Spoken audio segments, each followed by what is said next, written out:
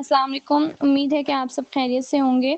अच्छा, आज हमारा वीक 4 का स्किल एक्विजिशन प्रोग्राम में पार्ट 2 करेंगे हम, जिसमें कि हमने पढ़ना है modelling and fading techniques, generalization of skills, discrete trial training यानी DTT and natural environment teaching यानी एनईटी। ओके, टॉपिक के ऊपर आ जाते हैं जो कि है मॉडलिंग एंड फेडिंग। ठीक है। फॉर एग्जांपल एक थेरेपिस्ट है जो कि बच्चे को सिखा रहा है हैंड वेव करना यानी कि बाय करना। ठीक है। तो थेरेपिस्ट पहले अपना हैंड वेव करेगा और बोलेगा बाय। ठीक है। बच्चा उसको देखेगा और कॉपी करेगा।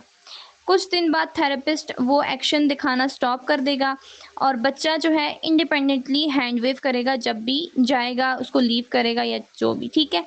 तो अब यहाँ पे क्या हुआ, बिहेवियर शो करना जो है वो मॉडलिंग है। ठीक है। जो हैंड वेव वो करवा रहा था उससे, या जो जाते हुए उसको शो करवा रहा था हैंड वेव, तो वो मॉडलिंग थी। ठीक है। और हेल्प जो है वो ग्रेजुअली रिमूव करना मॉडलिंग में आप जो है वो कर रहे हो, फेडिंग है। ठीक है।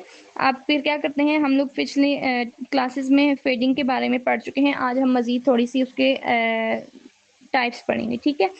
तो मॉडलिंग क्या है, बिहेवियर डिमॉन्स्ट्रेट करना ताकि लर्नर उसे ऑब्जर्व करे और इमिटेट करें। ठीक है। खाली बोलने की बजाय आपने शो करना होता है ताकि जो इंसान है उसको पता लग जाए कि मैंने वो कैसे करना है। ठीक है। तो इसमें मॉडलिंग की टाइप्स आ जाती हैं, जिसमें है सबसे पहले लाइव मॉडलिंग। इसमें लाइव मॉडलिंग में आप क्या करते हैं कि रियल पर्सन बिहेवियर को डिमॉन्स्ट्रेट करता है, यानी कि आप खुद उसको बता रहे होते हैं कि आपने ऐसे करना है। ठीक है। या आप उसको शो करवाते हैं उस चीज़ को। ठीक है। जैसे टीचर बच्चे को लंच बॉक्स ओपन करना शो करता है। ठीक है। और बच्चा उसे कॉपी करता है। तो ये आपकी जो है लाइव मॉडलिंग है। फिर आ जाता है आपके पास वीडियो मॉडलिंग। अब वीडियो मॉडलिंग में आप क्या करते हैं, वीडियो के थ्रू किसी और को वो बच्चा बिहेवियर परफॉर्म करते हुए देखता है। ठीक है। तो जैसे मैं आपको कहूँ कि बच्चे ने जो है वो वीडियो में देखा दूसरे बच्चे को वो ग्रीट कर रहा है। ठीक है। तो वो बच्चा भी फिर क्या करेगा, उसको इमिटेट करेगा। तो वो आपकी वीडियो मॉडलिंग है। ठीक है। फिर आ जाता है पीयर मॉडलिंग। अब पीयर मॉडलिंग में दूसरा बच्चा बिहेवियर को डिमॉन्स्ट्रेट करता है। ठीक है। जैसे एक बच्चा है जो कि क्लास में प्रॉपरली हैंड रेस कर रहा है। ठीक है। और दूसरा बच्चा उसको देख के उसको कॉपी करता है कि हैंड रेज मैंने ऐसे करना है। ठीक है। तो ये पीयर मॉडलिंग है। ठीक है। अब मैं आपको एग्जांपल देती हूँ एक मॉडलिंग की, जिसमें आपने सिखाना है बात करने से पहले हैंड रेस करना। ठीक है। आप फॉर एग्जांपल आपने बच्चे को सिखाना है कि वो बात करने से पहले, जब भी क्लास में वो बात करता है तो बात करने से पहले उसने हैंड रेस करना है। ठीक है। तो बच्चा जो है वो पहले क्या करता था, बगैर परमिशन के ही क्लास में बोलना शुरू कर देता था। ठीक है। तो टीचर जो है वो उसको मॉडल करता है बोलने से पहले हैंड रेस करके। ठीक है। तो फिर बच्चा जो है बच्चे को बोलता है कि आप कॉपी करो। ठीक है। जैसे मैंने किया ऐसे ही करो।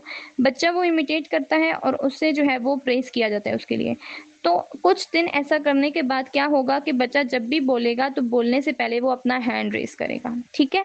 तो यहाँ पे बिहेवियर जो है वो ऑब्जर्वेशन के थ्रू लर्न होता है, यानी कि उसको चीज़ को सिखाया जाता है। ठीक है। ये थी हमारे पास मॉडलिंग। मॉडलिंग में यानी कि आप क्या करते हैं, बिहेवियर को शो करते हैं और अगला बंदा उस चीज़ को इमिटेट करता है और कुछ ट्रायल के बाद वो उसको सीख जाता है। ठीक है। फिर आ जाता है आपके पास फीडिंग, जिसमें हम लोग क्या करते हैं, प्रॉम्प्ट्स या हेल्प को ग्रेजुअली रिड्यूस करते हैं ताकि पर्सन जो है वो उस चीज़ को इंडिपेंडेंटली परफॉर्म कर सके। ठीक है। इसमें टाइप्स आ जाती हैं फीडिंग की। सबसे पहले आ जाती है प्रॉम्प्ट फीडिंग, यानी लेवल ऑफ हेल्प को स्टेप बाय स्टेप आपने रिड्यूस करना होता है। ठीक है। जैसे पहले आप फुल वर्बल प्रॉम्प्ट दे रहे होते हैं, देन आप पार्शियल हिंट देते हैं जस्ट, एंड देन आप उसके बाद बिल्कुल प्रॉम्प्ट को ख़त्म कर देते हैं। ठीक है।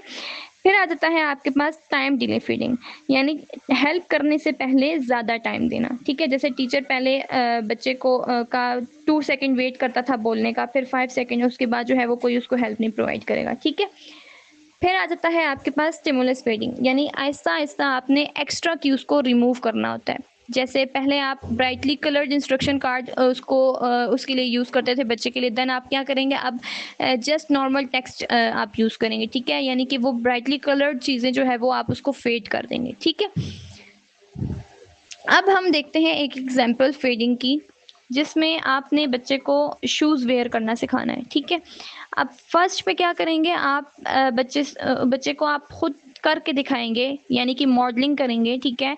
और बच्चा आपको देखेगा। ठीक है। कि कैसे जो है वो आपने शूज़ पहनने हैं। ठीक है। फिर आप उसको अगर तो ज़रूरत है बच्चे को, ठीक है, तो आप उसको फ़िज़िकल हेल्प प्रोवाइड करेंगी, यानी कि खुद आप उसको हाथ पकड़ के उसको पहनाएँगी या इस तरह, ठीक है। फिर जब वो उस चीज़ को सीख जाएगा, शूज़ को पहनना सीख जाएगा, तो फिर आप उसके बाद फीडिंग स्टार्ट हो जाएगी, ठीक है। अब खाली आप उसको वर्बल इंस्ट्रक्शन देंगे, जब वो वर्बल इंस्ट्रक्शंस भी उसको हो जाएगा, पता लग जाएगा कि मैंने ऐसे-ऐसे करना है, तो फिर आप दोबारा नेक्स्ट फीडिंग पे आएँगे। अब वहाँ पे आप उसको जस्ट ओनली जेस्चर्स पे करेंगे, ठीक है। जब वो जेस्चर्स भी हो जाएंगे, वहाँ पे भी वो सीख जाएगा, देन उसके बाद आप उससे हेल्प को बिल्कुल ख़त्म करेंगे। अब वो खुद इंडिपेंडेंटली शूज़ पहनेगा, ठीक है। नेक्स्ट टॉपिक है आपका जनरलाइजेशन ऑफ स्किल। या इसमें अब फॉर एग्जांपल बच्चे ने जो है वो थेरेपी के दौरान सीखा पानी बोलना, ठीक है।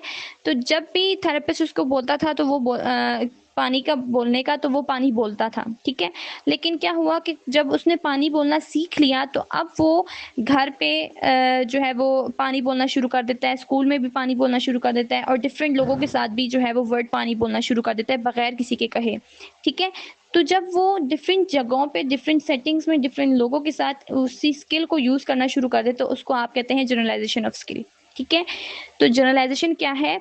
जनरलाइजेशन जो है वो लर्न स्किल है, जो कि आप डिफरेंट सिचुएशंस पे, डिफरेंट प्लेसेस पे, डिफरेंट लोगों के साथ और डिफरेंट टाइम पे जो है वो यूज़ करने की एबिलिटी को कहते हैं, ठीक है। इससे क्या शो होता है कि जो लर्निंग है वो रियल है और मीनिंगफुल है, सिर्फ एक सेटिंग के साथ वो लिमिटेड नहीं है, ठीक है, बल्कि जनरलाइज होती है वो। इसकी इम्पोर्टेंस क्या है कि जनरलाइजेशन से लर्निंग जो है वो जो लर्निंग है ना वो यूज़फुल नहीं होगी तब तक जब तक कि वो बाकी सेटिंग्स में भी अप्लाई होना शुरू ना हो जाए, ठीक है। तो जनरलाइजेशन से हम स्किल्स को रियल लाइफ में यूज़ कर सकते हैं, हम इंडिपेंडेंट बन सकते हैं, हमें जो है वो कांस्टेंट टीचिंग की नीड जो है वो हमारी कम हो सकती है, ठीक है। लर्निंग को डिफरेंट इन्वायरमेंट्स में हम अप्लाई कर सकते हैं, ठीक है। तो इस वजह से जो है वो जनरलाइजेशन बहुत ज़्यादा इंपॉर्टेंट है। फिर आ जाते हैं जनरलाइजेशन की कुछ टाइप्स, जिसमें सबसे पहले आ जाती है क्रॉस सेटिंग, यानी स्किल को डिफरेंट प्लेसेस में यूज़ करना, ठीक है। अब बच्चा है जिसने थेरेपी के दौरान ग्रीटिंग सीखी है, ठीक है। अब वो क्या करेगा, थेरेपी में सीखने के बाद वो उसको घर में भी यूज़ कर रहा है, वो उसको स्कूल में भी यूज़ कर रहा है, ठीक है। तो ये हमारे पास क्या होगी, जनरलाइजेशन अक्रॉस सेटिंग, मतलब उसने जो सलाम करना थेरेपी में सीखा था वो अब बाकी जगहों में भी उसको यूज़ कर रहा है, ठीक है। फिर आ जाता है आपके पास अक्रॉस पीपल, यानी स्किल को डिफरेंट पीपल या डिफरेंट लोगों के साथ यूज़ करना। जैसे बच्चा जो है वो थेरेपिस्ट को थैंक यू बोलता था, ठीक है, जब भी उसको कोई चीज़ प्रोवाइड की जाती थी। तो अब जब कुछ टाइम बाद क्या हुआ कि वो पेरेंट्स भी जब उसको कोई चीज़ देते हैं या टीचर उसको कोई चीज़ देते हैं तो वो उनको भी थैंक यू बोलता है, ठीक है। तो अक्रॉस पीपल हो गया। फिर आ जाता है आपके पास across stimuli, generalization across stimuli, यानी सेम स्किल को डिफरेंट ऑब्जेक्ट्स या सिचुएशंस में यूज़ करना, ठीक है। जैसे अब बच्चा है वो पहले आपने उसको रेड बॉल की रिकॉग्नाइजेशन सिखाई, यानी कि आइडेंटिफाई कर सकता था वो रेड बॉल को। कुछ टाइम बाद जब उसने रेड बॉल को आइडेंटिफाई करने के बाद जो है वो अब रेड एप्पल को भी आइडेंटिफाई कर लेता है, ठीक है। तो वो अक्रॉस जो है वो डिफरेंट स्टिमुलाई यूज़ करना शुरू कर दिया उसने, ठीक है। फिर आ जाता है अक्रॉस टाइम, यानी कि आफ्टर अ लॉन्ग टाइम भी आप उस चीज़ को वो कंटिन्यू रखें, ठीक है। अक्रॉस टाइम का मतलब ये। फिर है कि हाँ, आप जनरलाइजेशन को प्रमोट कैसे कर सकते हैं। आप डिफरेंट प्लेसेस में उस स्किल को प्रैक्टिस करवा के जनरलाइजेशन को प्रमोट कर सकते हैं। डिफरेंट मटेरियल्स यूज़ करके आप जनरलाइजेशन को प्रमोट कर सकते हैं। प्रॉम्प्ट्स को ग्रेजुअली, यानी कि आहिस्ता-आहिस्ता रिड्यूस करके आप जनरलाइजेशन को प्रमोट कर सकते हैं। आप बिहेवियर को रियल लाइफ सिचुएशंस में रीइंफोर्स करके, ठीक है, जब रियल लाइफ सिचुएशन में वो चीज़ हो तो वहाँ पे आप जब उसको प्रेज़ करें, रीइंफोर्स करें, तो वो उसका जो बिहेवियर है वो इंक्रीज़ होगा, ठीक है। तो वहाँ पे भी आप उसको प्रमोट कर सकते हैं। देन आ जाता है नेक्स्ट टॉपिक आपका डिस्क्रीट ट्रायल ट्रेनिंग, यानी कि डीटीटी। अब ये एबीए में एक स्ट्रक्चर्ड टीचिंग मेथड है जिसमें स्किल्स को स्मॉल क्लियर स्टेप्स में सिखाया जाता है, ठीक है, रिपीटेड ट्रायल को यूज़ करके, ठीक है। आप बार बार उसको जो है वो यूज़ कर रहे होते हैं, ठीक है। और हर ट्रायल जो है वो शॉर्ट टीचिंग अपॉर्चुनिटी है जिसकी एक क्लियर बिगनिंग और क्लियर एंडिंग होता है, ठीक है। जैसे थेरेपिस्ट बच्चे के पास बैठा है और उसे कहता है कि अपनी नोज़ को टच करो, ठीक है। तो बच्चा फर्स्ट पे क्या होगा कि वो हेजिटेट करेगा, तो थेरेपिस्ट जेंटली उसकी नोज़ की तरफ पॉइंट करेगा और बच्चा जो है अपने नोज़ को टच करेगा, ठीक है? तो जैसे ही बच्चा अपनी नोज़ को टच करेगा, थेरेपिस्ट उसको इमीडिएटली कहेगा कि ग्रेट जॉब, या फिर उसको कोई स्मॉल रिवॉर्ड प्रोवाइड करेगा, ठीक है? तो ये एक शॉर्ट एक स्ट्रक्चर्ड टीचिंग मूवमेंट था जिसमें क्लियर इंस्ट्रक्शन और रिस्पॉन्स और फीडबैक इन्वॉल्व था, ठीक है? इसको हम लोग डिस्क्रीट ट्रायल कहते हैं। अब डिस्क्रीट ट्रायल का बेसिक स्ट्रक्चर क्या है कि एक सिंगल डीटीटी यानी कि डिस्क्रीट ट्रायल ट्रेनिंग के 3 पार्ट्स होते हैं, जिसमें सबसे पहले आ जाता है इंस्ट्रक्शन यानी कि एंटीसीडेंट, रिस्पॉन्स यानी कि बिहेवियर, और थर्ड वाला है कंसीक्वेंस, ठीक है? तो इंस्ट्रक्शन यानी कि एंटीसीडेंट में आप क्या करते हैं, इसमें थेरेपिस्ट एक क्लियर सिंपल इंस्ट्रक्शन जो है वो बच्चे को प्रोवाइड करेगा, यानी कि अगर वो बच्चे को कहता है कि क्लैप हैंड्स या ताली बजाओ, ठीक है? फिर आ जाता है सेकंड पॉइंट रिस्पॉन्स यानी कि बिहेवियर। अब या तो बच्चा यहाँ पे करेक्टली रिस्पॉन्ड करेगा या तो इनकरेक्टली रिस्पॉन्ड करेगा, ठीक है? यानी कि या तो वो क्लैप हैंड्स करेगा या तो वो कुछ और करेगा, ठीक है? फिर आ जाता है कंसीक्वेंस यानी कि थेरेपिस्ट फीडबैक देगा। अगर तो बच्चा करेक्ट रिस्पॉन्स करता है तो उसको आपने प्रेस करना है, रिवॉर्ड करना है, लेकिन अगर तो बच्चा इनकरेक्ट रिस्पॉन्स करता है तो आपने उसको करेक्शन करवानी है या फिर प्रॉम्प्ट प्रोवाइड करना है, ठीक है? फिर आ जाते हैं डीटीटी के की फीचर्स। डिस्क्रीट ट्रायल ट्रेनिंग जो है वो एक हाईली स्ट्रक्चर्ड और ऑर्गेनाइज्ड मेथड है, ठीक है? जिसमें कि हम ट्रायल्स को रिपीट कर रहे होते हैं, रिपीटेशन ऑफ ट्रायल्स होता है, इमीडिएट रिइंफोर्समेंट प्रोवाइड किया जाता है, क्लियर इंस्ट्रक्शंस दी जाती हैं इसमें, और जो है डेटा को रिकॉर्ड भी किया जाता है, ठीक है? फॉर एग्जाम्पल आपने बच्चे को जो है वो कलर्स रिकॉग्निशन सिखानी है, ठीक है? तो थेरेपिस्ट क्या करता है, वो रेड और ब्लू ब्लॉक्स को अरेंज करता है, ठीक है? अब यहाँ पे थेरेपिस्ट जो है वो इंस्ट्रक्शन देगा बच्चे को कि भाई मुझे बताओ रेड कलर कौन सा है। तो बच्चा जो है वो अगर तो करेक्टली पॉइंट आउट करता है, ठीक है, और फॉर एग्जांपल बच्चे ने करेक्टली पॉइंट आउट किया कि ये रेड कलर है, ठीक है, तो थेरेपिस्ट उसे कहता है एक्सीलेंट, वेरी गुड, या फिर उसको जो है वो रिवॉर्ड प्रोवाइड करता है, ठीक है? तो ये तब तक होगा जब तक कि उससे वो चीज़ सीख ना ले, ठीक है? आपने उसको कलर रिकॉग्निशन तब तक करवानी है जब तक कि वो कलर रिकॉग्निशन यानी कि कलर की पहचान उसको आ ना जाए, ठीक है? फिर आ जाता है कि डीटीटी यानी कि डिस्क्रीट ट्रायल ट्रेनिंग कहाँ पे यूज़ होता है। तो कॉमनली ऐसे बच्चों के लिए यूज़ होता है जिन्हें ऑटिज़म हो या डेवलपमेंटल डिलेज हों, ठीक है? उन्हें हम लैंग्वेज स्किल सिखाने के लिए, टीच करवाने के लिए इसको यूज़ करते हैं, इस मेथड को। एकेडमिक स्किल सिखाने के लिए ये यूज़ करते हैं, सोशल स्किल सिखाने के लिए, डेली लिविंग स्किल सिखाने के लिए हम जो है वो ये चीज़ यूज़ करते हैं, ठीक है? डीटीटी का मेथड यूज़ करते हैं। अच्छा, एडवांटेजेस इसके क्या है कि क्लियर और स्ट्रक्चर्ड लर्निंग मेथड है। आप इससे जो है वो प्रोग्रेस को इजीली मेजर कर सकते हैं, ठीक है? बिगनर्स के लिए बहुत ज़्यादा इफेक्टिव है और जो कन्फ्यूजन है वो इससे रिड्यूस होती है, ठीक है? और लिमिटेशन इसकी क्या है कि कभी-कभार लर्निंग बहुत ज़्यादा स्ट्रक्चर्ड हो जाती है, ठीक है? तो इसके लिए आपको चाहिए कि आप स्किल को बाद में रियल लाइफ सिचुएशंस में भी प्रैक्टिस करवाएँ ताकि वो जो है वो बाकी जगहों में भी वो यूज़ करे, ठीक है?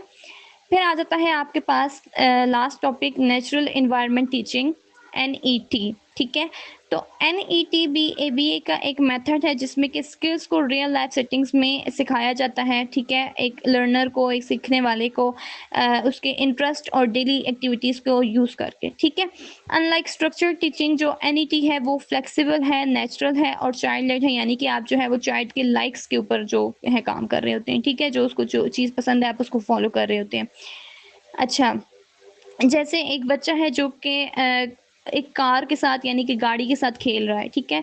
अब वो खेलते-खेलते उसको एक दूसरी गाड़ी नज़र आती है, ठीक है? अब वो थेरेपिस्ट की तरफ देखता है और दूसरी गाड़ी की तरफ पहुँचने की कोशिश करता है या दूसरी गाड़ी उठाने की कोशिश करता है, ठीक है? तो वहाँ एकदम जो है वो जो थेरेपिस्ट है वो देख लेता है कि इसने दूसरी गाड़ी लेनी है, ठीक है? तो थेरेपिस्ट क्या करेगा, उसको गाड़ी देने के बजाय थेरेपिस्ट उसको बोलेगा कि आप जो है वो मुझे बताएँ गाड़ी का कलर क्या है, ठीक है? तो वो जब बोलेगा कि गाड़ी का ये कलर है तो जो थेरेपिस्ट है वो उसको वो गाड़ी दे देगा और उसको प्रेज़ करेगा, ठीक है? तो लर्निंग जो है वो खेल के दौरान नहीं हुई, जो लर्निंग है वो खेल के दौरान ही हुई है उसकी, ठीक है? और एक नेचुरल सिचुएशन में हुई है, तो ये जो है वो आपके पास एनईटी है, ठीक है? मैं आपको अब बताती हूँ डिफरेंस एनईटी और डीटीटी में, ठीक है? एनईटी जो है वो एक नेचुरल प्ले बेस्ड और फ्लेक्सिबल मेथड है, जबकि डीटीटी जो है वो एक स्ट्रक्चर्ड टेबल बेस्ड और रिपिटेटिव मेथड है, ठीक है? दोनों को आप एबीए में एक साथ भी यूज़ कर सकते हैं ताकि बेटर जो है वो एक इंसान का बिहेवियर डेवलप हो, ठीक है? देन आ जाता है एनईटी और इंसिडेंटल टीचिंग में फ़र्क। अच्छा, एनईटी जो है वो नेचुरल डेली एनवायरनमेंट में टीचिंग होती है, उसकी टीच करवाया जाता है, ठीक है? जबकि जो इंसिडेंटल टीचिंग है वो एनईटी में एक स्पेसिफिक टेक्नीक है जिसमें कि आप नेचुरल अपॉर्चुनिटी का वेट करते हैं और फिर लर्निंग मोमेंट जो है वो उस बच्चे के लिए क्रिएट करते हैं, ठीक है?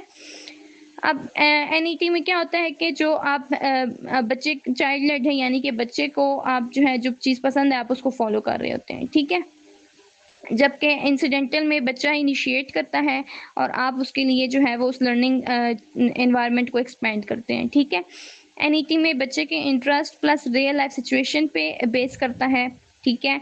और ओवरऑल स्किल लर्निंग होती है, जबकि इंसिडेंटल में जो है वो आप मेनली कम्युनिकेशन के ऊपर आपका फोकस होता है कि आपने उसको वर्डिंग सिखानी होती है, ठीक है?